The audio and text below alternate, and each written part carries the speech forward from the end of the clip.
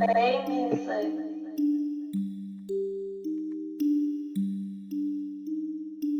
it with my homies, only true ones, no phonies. My life real sweet like Tony Montana, frosted flakes with the tiger. And ladies, say hi to the kings of this output.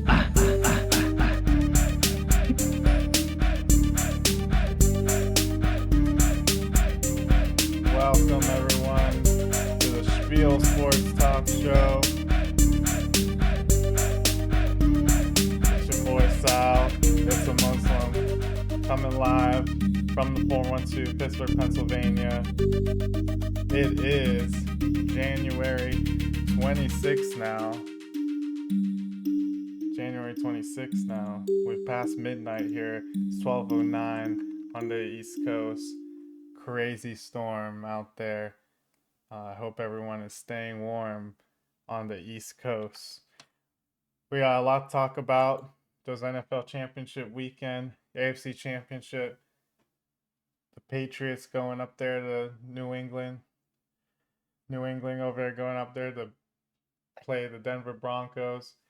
And then the NFC Championship with the Rams visiting the Seattle Seahawks. But before we do all that, I want to introduce our panelists for tonight. As always, we got Quay and Randy here. How are both y'all doing? Yes, sir. You know what time it is. We holding it down warm and cozy during the winter storm. Happy to see everyone. Randy over here. I'll go ahead and pass it to Quay. It's always a good time on the Spiel. We gave a good show yesterday. We had to double up and get right back at it for you guys because we had the time and we always want to make sure we're getting it out efficiently for you guys. Just because we love doing this, we love being here for you, and as always, let's get right into it and bring you the best news and on the best sports talk show. Yeah, let's just jump right into it. And we could talk about that AFC Championship first, which was a nail biter, and it all came down to a first down and Drake May securing it on a play action bootleg run at the end of the game, with all the drama, the potential MVP candidate, and then on the other game, the NFC Championship, the other MVP candidate, Matthew Stafford, who ends up not being able to secure the win for his team. Had an opportunity with, I think, less than 7 minutes left at that point, and um, and then by the time they get the ball back, they only have a handful of seconds left. Puka gets tackled inbounds, and they're unable to throw up a Hail Mary. And it makes me wonder if Stafford had the chance to throw that ball up, would Puka or Devontae come down with it? And I kind of like their chances there in that scenario, but it's a scenario that never happened because the Seattle Seahawks are going to their fourth Super Bowl. So this will be their first Super Bowl since going in 2015, losing to the Patriots, and now they get a chance to get their lick back against the team that beat them. It was something sweet about that, for Sam Darnold and all of them.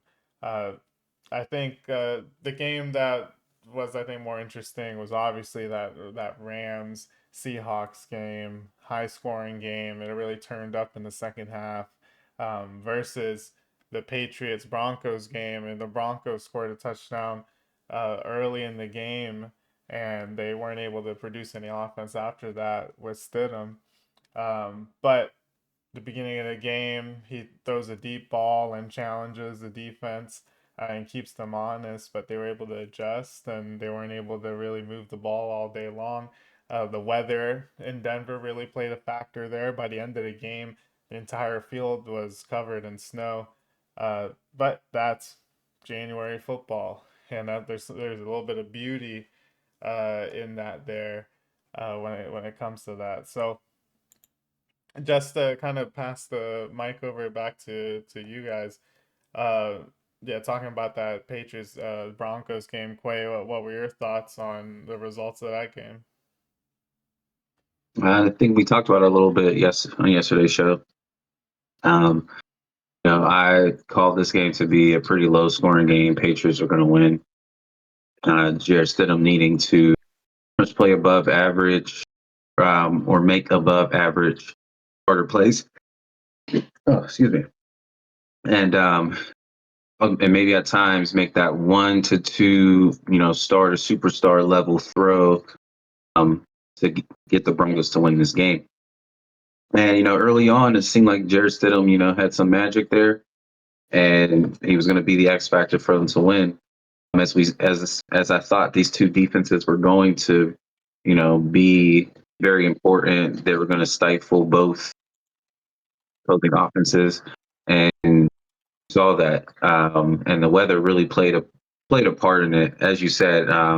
Definitely not the most exciting of the games, but I think if you think about just like what football is all about, some of the classic and most memorable games, in the history of the NFL haven't always been the most high scoring. Some of them have been tight defensive battles. That the elements played a part. It was about players really showing some adversity and teams finding a way to win. And I think here, that's exactly what we saw here. When everything else couldn't work, because of the conditions, really see too much out there. Those aren't going as well. Defenses know that you're going to be running the ball because that's the best weapon that you have when weather isn't in your favor. And it took Mike Vrabel to outcoach Sean Payton, who's also an amazing coach, but outcoaching him by calling up such a gutsy bootleg, as you mentioned, to with Drake May to roll out and get that first down, critical first down with a little under 2 minutes left for them to just ice the game since the Broncos had no more timeouts. So, I just think it was one of those games where, if you're a true fan of football, you appreciated the coaching and then the key moments of that game, even though, like I said, it wasn't necessarily the most entertaining game. It's fun for if you're a Patriots fan ahead of schedule. Again, I don't think anyone before the season, and unless you're a Patriots fan and maybe a delusional one, you weren't believing you were getting to a Super Bowl this year. And even with all the talks of easy schedule, which is true, they had an easy schedule. Sometimes though, you have to you're put a hand and you just have to perform with what you're dealt with, and they did. They won the games they were supposed to. They maybe should have won maybe one or two other games throughout the season, but besides that, congratulations to them. I think Mike Vrabel just shows how steady of a coach he is. He's one of those players coaches. He can turn an organization around. I mean, he did it with the Titans. Could just never get them to the big dance, but always had them competitive. And as we see here, this Patriots team is fighting for him. May took the next step as a sophomore player in the league here. Josh McDaniels continues to be a great OC for the Patriots. Can never do anything else but anywhere else. But he's somehow just a genius and guru with that Patriots organization. So again, congratulations to them. It sucks for Broncos fans because it's always going to be that what if question just due to Bo Nix not playing in this game. But their defense really showed out. They were the star as they've been pretty much all year, and so they'll be back. I think they're still a very strong team in terms of their division. They know that the Raiders are going through some rebuilding. Depending on what happens with the Chargers could go ahead and see a vast improvement as they also get healthier. And also, if Mike McDaniels ends up being their coordinator, I think that's going to unlock a lot of different things for Justin Herbert. And then who knows with the Chiefs? There's a lot of things that they need to do to get back on top. Patrick Mahomes playing early season due to the ACL injury. So they know that they have every chance to just kind of take a hold of that division again and get back to the AFC bout. So again, shout out to the Patriots and to Broncos fans. But again, it was a great game. Just one play made all the difference. Yeah, Yeah, no, that definitely the Patriots I think surprised a lot of people, even the quote unquote experts around the league. Before Randy, I let you speak on the game. I wanted to show a clip of Stephon Diggs reacting after the game here. So here, take a look.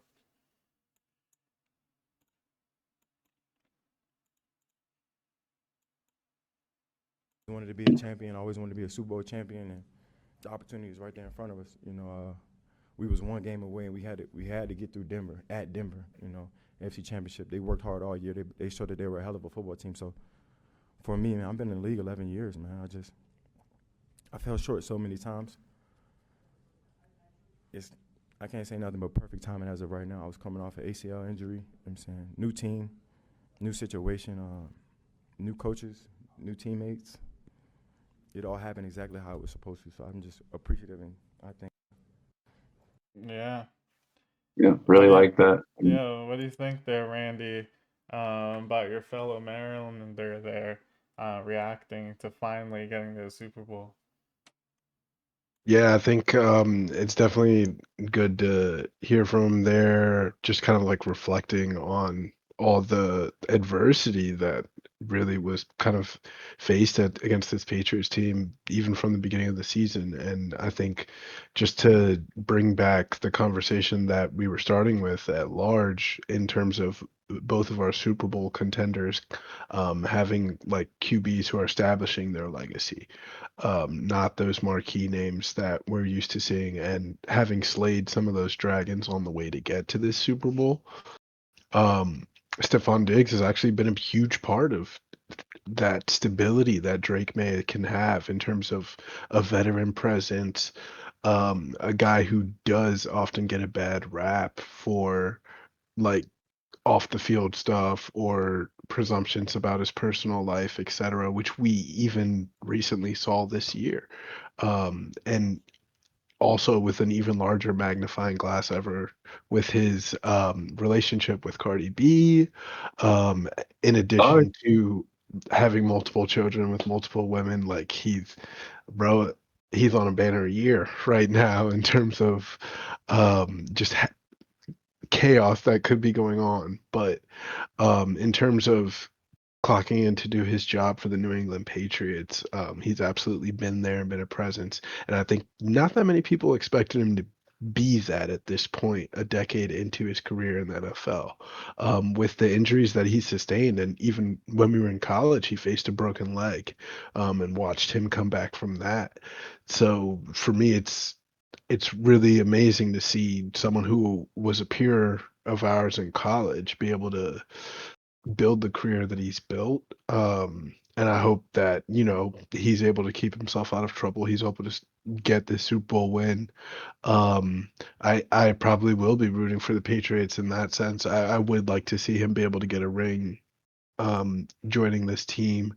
I think it affirms a lot of the negative chatter of him being bad for the locker room is not true, and that's really almost, I think, sometimes a tactic that teams will use to devalue a player, whether it's they don't want to pay them more in a contract renewal, or another team, even strategically, might be trying to lower your trade value and get you for less. And I think we often hear and see that. And the media kind of allows those narratives to build, and it actually does affect the business of the players. And I think there are plenty of cases where Stephon Diggs has been the victim of that. And you can even say, in terms of, we know that it happens in the league in terms of Kaepernick. Never getting a phone call, yet we have Philip Rivers coming out of retirement to play a couple games. There's just it's clear that teams and owners will do what the fuck they want, and they will throw their weight and power around. And it goes unchecked and then can also be amplified by the media. And I think that's kind of where Stephon Diggs is speaking from, that point of that relief. And you can almost hear like the crack in his voice, like he's taking in the moment in real time of like, yeah, I'm here. Like where it's right in front of me, the thing that I've always wanted. And a lot of people didn't expect me to be here. and it's the perfect time. Yeah, and both of the coaches were actually chasing history there. Sean Payton was trying to be the first coach to win the Super Bowl with two separate teams, and Mike Vrabel here is chasing to be the first player turned coach to win the Super Bowl with the same team. He won as a player, obviously with Bill Belichick back in the day, and now chasing his own Super Bowl as head coach of the New England Patriots. Um, we can pivot over to the other game, the Rams and Seahawks, and it was electric over there. 12 showed up and they came with the noise. And I wondered if at times it actually affected the play of the game.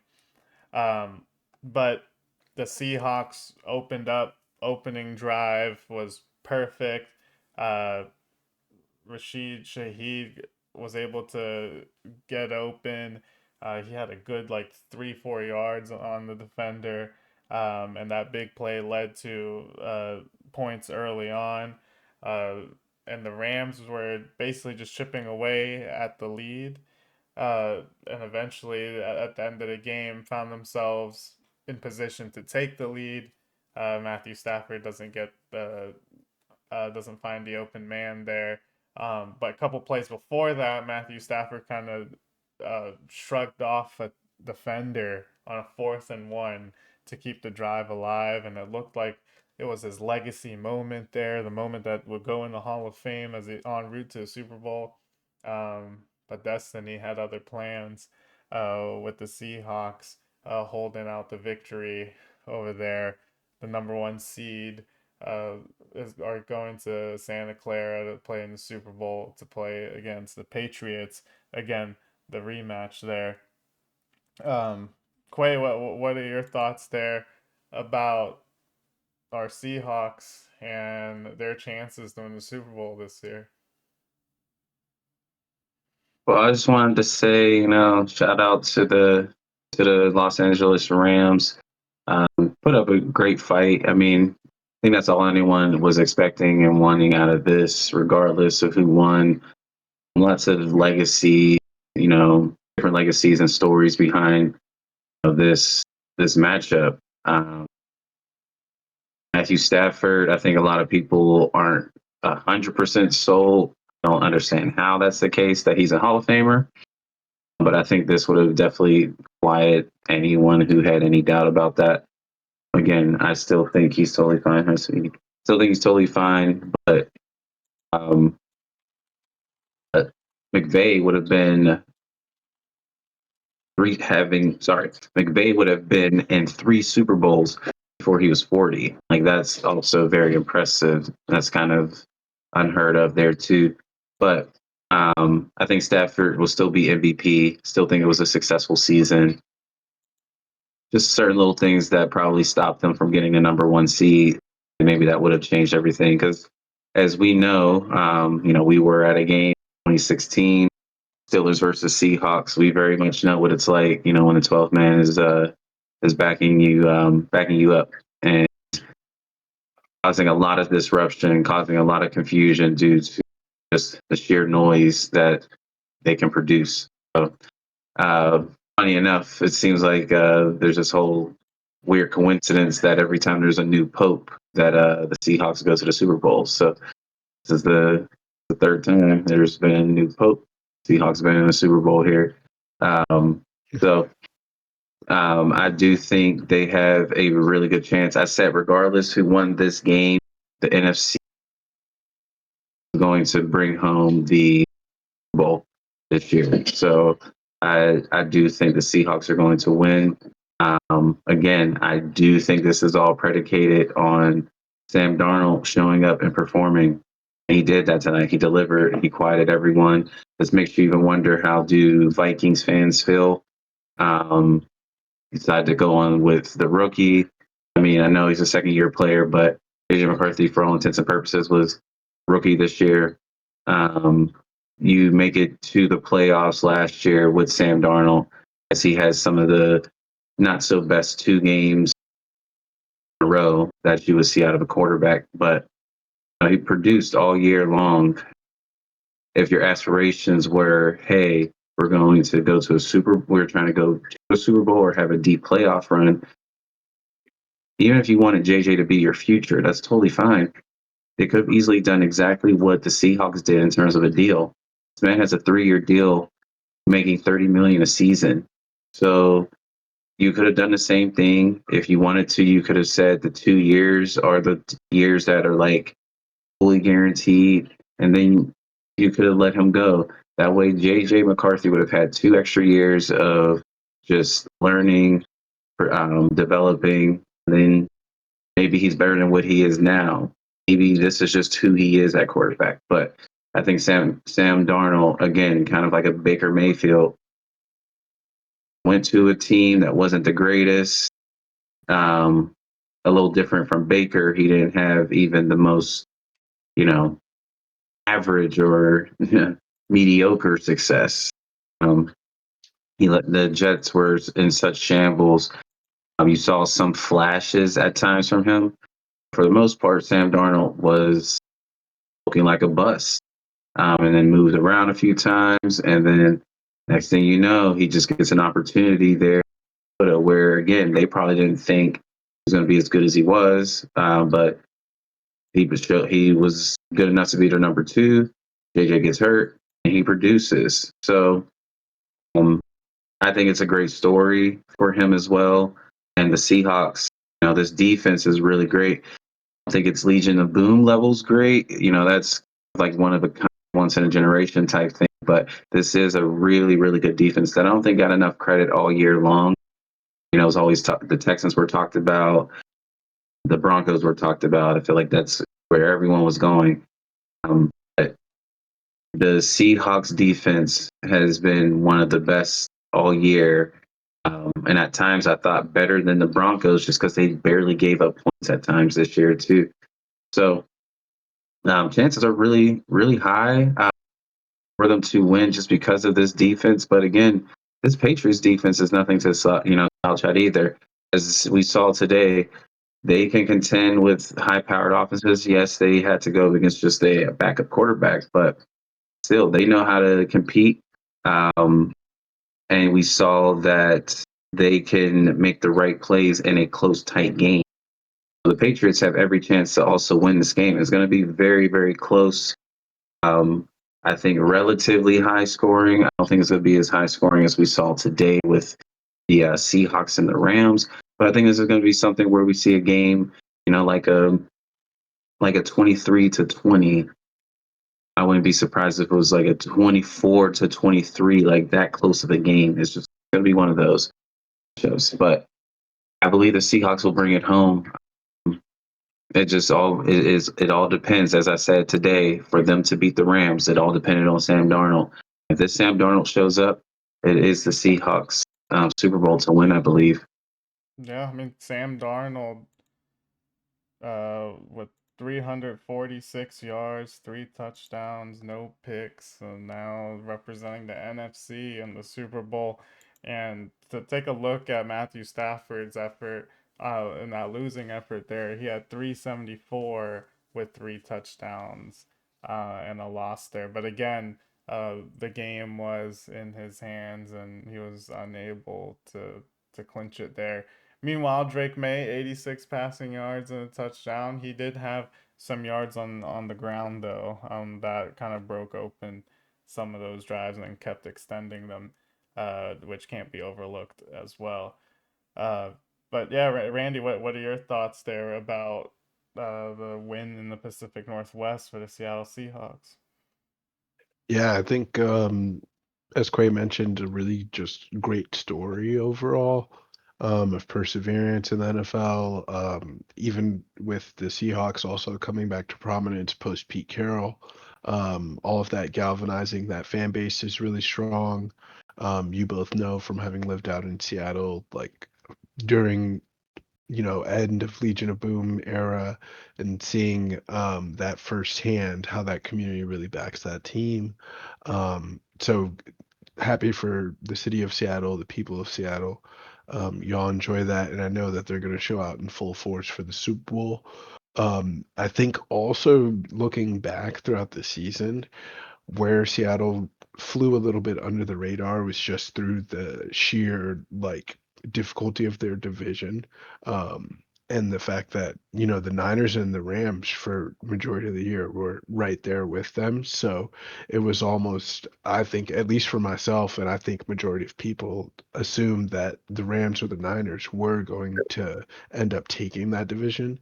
Um, and then we see Seattle finish with a 7-game win streak, and they secure the division. Those two teams falter, still fall into the playoffs. I still think the Rams were the best team, but on this day, Seattle proved their mettle and end up coming out with a berth to the Super Bowl.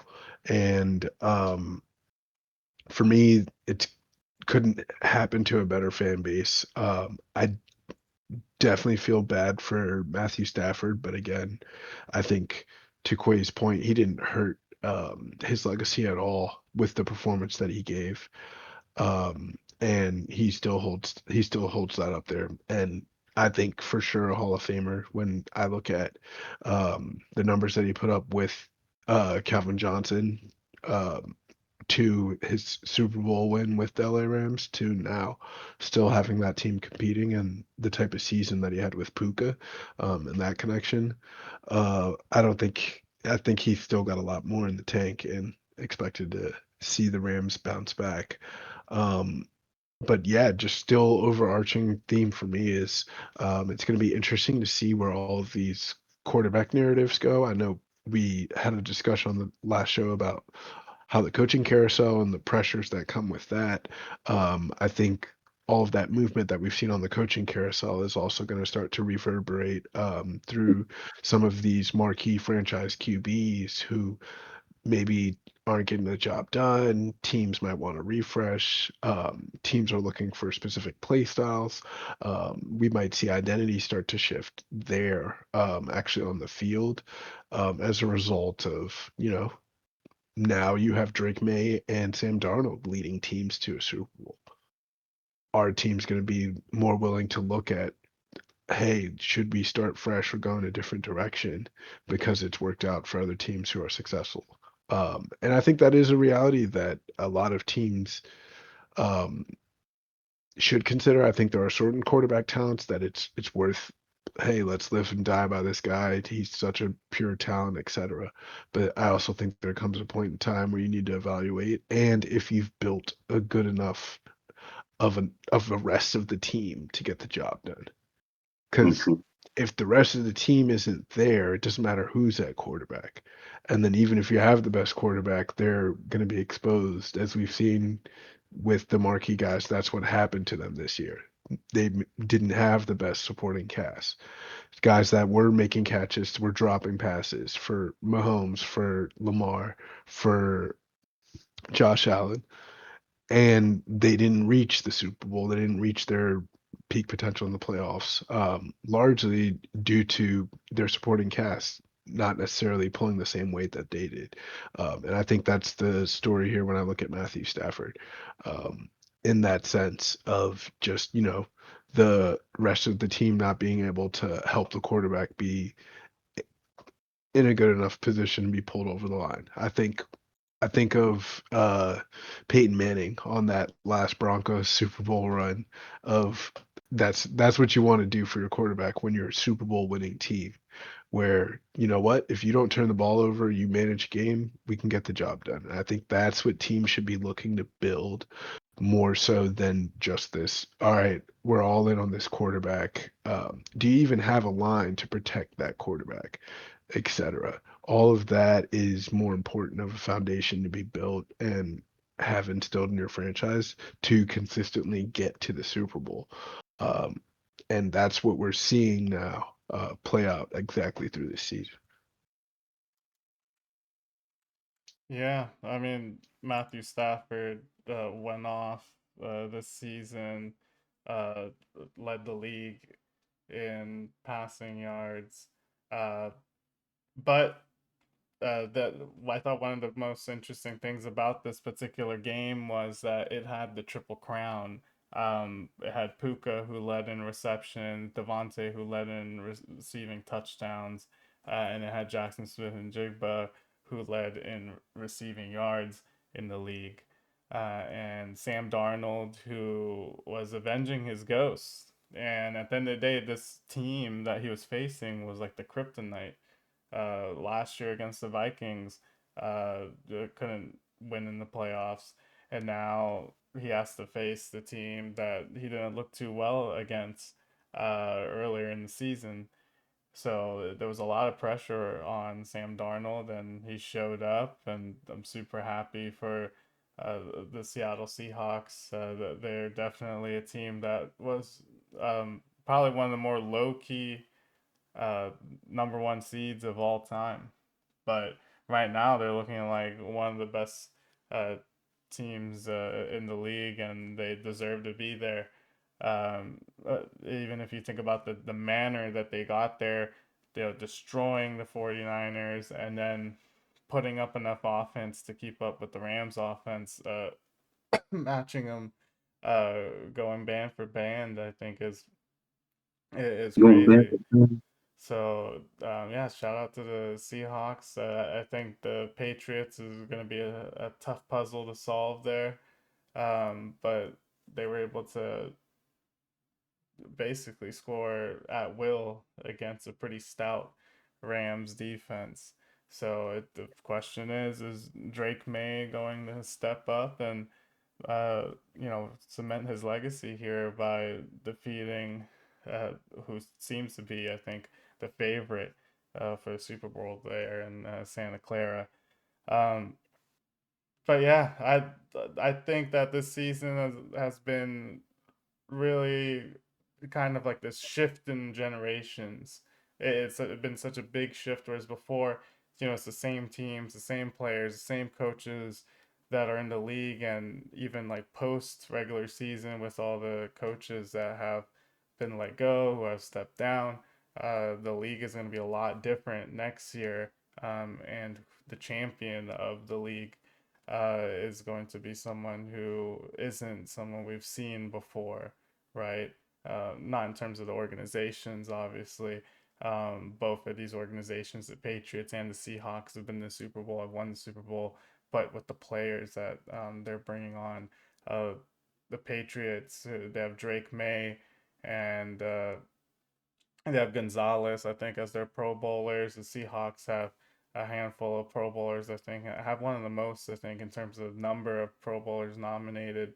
These are teams that are constructed to stay. And I think a lot of it is because if you think about the Josh Allens of the world, if you think about the Lamar Jacksons of the world and the amount of money that they command, it's a lot harder to build a team versus trying some quarterback in the draft, like the Patriots did with Mac Jones. And when it didn't work out, they moved on from Mac Jones, and now they're going with a new guy. And it didn't take them long to figure out, well, we don't want to be with this person. Let's go find someone else. And I think a lot of teams can take from that. And on the flip side, the Seahawks were in a situation where, well, we got a guy at quarterback that's familiar with our system who keeps us competitive, in the hunt for the playoffs. But we can go get someone else out there in free agency and using free agency to kind of bolster the QB room. So they got here in different ways. And it really shows that in the league, it really depends on the makeup of the team and the situation that you're in. And it's not just copy and paste and what works with one or won't work with another. Um, so it's really, I think, really cool, all the different storylines that's leading up to the Super Bowl here. Um, and I'm super excited to definitely watch it. So, any final thoughts here before we sign off and uh, sign off on our Super Bowl talk? No, I mean, I'm just excited for, I think it's going to be, like I said, it's going to be a fun Super Bowl. I think there's going to be a lot of like give and take, push and pull type of thing. But, Yeah. to your point about this year, I think this is probably the start of maybe a few years, maybe even a decade of parity.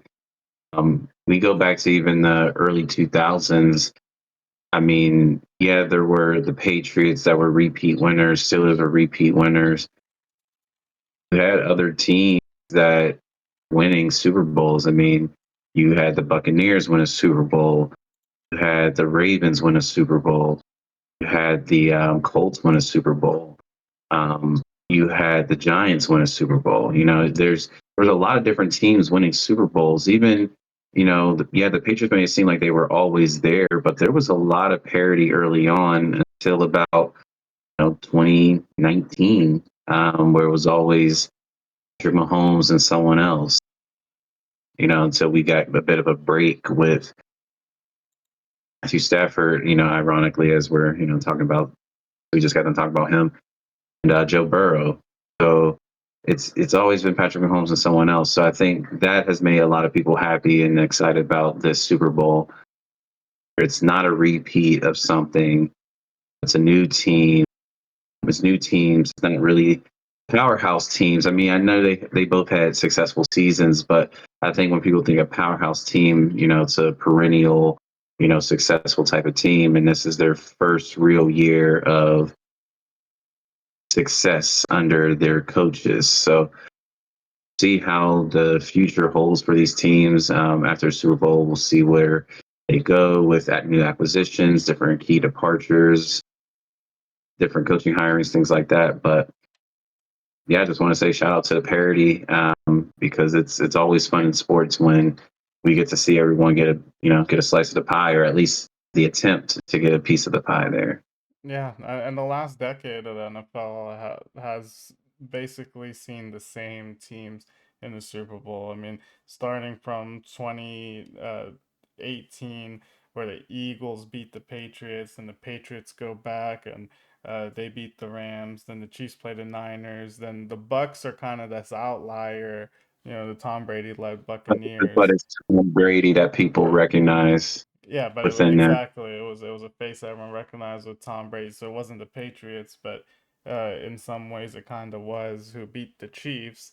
Then the Rams and the Bengals. The Bengals, the other team that kind of shows up here only once. But then after that, it's teams that have been there for the last 7 years. The Chiefs and the Eagles, the Chiefs and the Niners, the Eagles and the Chiefs. So it's like these same teams, and now we finally get a Super Bowl where, again, it's two organizations that have won before, but it's with the different faces, so it's a different iteration of it. So I'm really excited to see that. But how about you, Randy? Any final thoughts about the NFL, especially as we're heading to the end of the season here? Yeah, I think it puts a good bow on a lot of the playoff storylines that were coming in and out here. I think there's, two worthy contenders. We had two competitive football games, a snow game in the playoffs and one in recently reasonable weather. I think as a football fan, you can't complain about that. And as a net neutral of someone who's not really supporting any of the teams that are remaining, it was still a good watch, still a good product in that sense. So you get away without a scolding this time, Roger Goodell. I hope that the Super Bowl is a good production. I look forward to all of the theatrics, But Bad wouldn't it Bunny. be? Exactly. Bad Bunny performance during halftime, I think, should be a really good time. Um, But I money, wonder if he will make any sort of statement in light of recent events with ICE overstepping boundaries in terms of, killing innocent civilians in response to, unwarranted searches. NFL shutting that down. They telling him not say anything. He, Yeah, he, he can maybe say it in Spanish and they won't know exactly what he said. right. So it'll be interesting to see if there's any. I think he's smart enough to be able to send subliminal messaging, similar to, you know, akin to things that Kendrick representing the black struggle in the Yeah. Super Bowl, and still allowing himself to be creative whilst being largely commercial and still just perform a diss track to his op. But using the Super Bowl as the vehicle to do that. Um, is actually like such a chess move, and you have to do it in a calculated way. So excited to see what's to come in that regard and just finish off this season. It was a good one, I think, in terms of at least seeing a lot of fresh faces, I think. As you mentioned, a changing of the guard. Seeing teams like the Bears win their division with a new quarterback. Seeing the Eagles win the NFC East again, but then falter in the playoffs this time when they seemed like there were that team just that seems to just always turn it on in the postseason. So seeing them face those struggles was interesting too, and that's where I think going into next year, it's really anyone's game. And a lot of this comes down to, as we mentioned, injuries. Like, who can stay healthy at the right time? Who can get their guys together? I think of that when I look at the Denver Broncos season. As much as they still competed today, it's, as you mentioned, a what if. So yeah, going into the next season, just wish anyone who did face injuries or have struggles this year, good recovery, bouncing back. Someone else can be that Stephon Diggs story going into next year. And the work for that, though, starts now. It starts as this is ending and before we go into summer. And I'm interested to see what franchise will do, and I hope the Commanders can get things settled. And I'll have nicer things to say next year. Yeah, the Commanders definitely. Hopefully, they can turn it around. Seeing all that success last year, again, the NFC Championship game, and this year not even qualifying for the playoffs, and that is how it is in the NFL. Yeah, on any given Sunday. Um, yeah, well, that's it for our topics tonight. Anyone have a spiel? I gave a spiel yesterday. I can't top that one right now. I have a It's going viral right now. I have a really, really quick one. My soccer spiel this week is going to be real short. There's a lot more updates, but I'll just do a January transfer window recap next time. But I do want to say, as a Manchester United fan, I'm happier than I've ever been. Our last two victories have been over Manchester City, and then today, 3-2 victory over Arsenal, the league leaders at this time. We just fired our coach, which I disagreed with, but our interim has got us 2 wins against the top 2 teams in the league, and your boy is happy. That's all I got. Yeah. Well, thanks for sharing with us, Randy. Thank you, Quay. As always, both of you providing commentary on our favorite sports. The NFL season is coming to an end, and we'll have other sports to talk about to fill in those gaps as we move into the NFL offseason. The Super Bowl is coming up in a couple of weeks. That's going to be a lot of fun. It's your boy Sal. It's a Muslim live from Pittsburgh. It is, again, January 26th. And I hope everyone stays safe and stay warm, especially those on the East Coast with the winter storm, and stay vigilant out there, out in those streets, wishing for peace and love and prosperity for all of us in the new year. So until next time, the Spiel Sports Talk Show. Let's go. Good night, everyone. It's a pleasure as always. Yes, Don't sir. true ones, no Kick it with my phonies. homies, only true ones, no My phonies. life real My sweet life real like sweet Tony. like Tony. Montana, Frosted Flakes with the tiger. It's a And place for ladies, say hi to tigers. the kings of the South. Put Yeah, that was lit.